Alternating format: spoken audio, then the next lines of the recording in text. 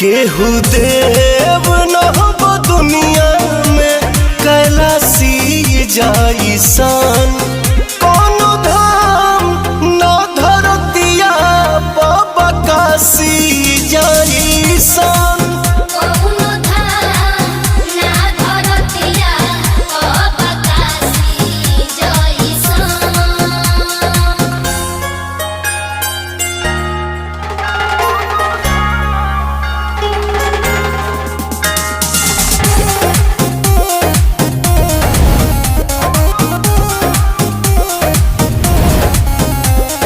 स्वर्ण से सजल विश्वनाथ जी के मंदिर सुहावन हो।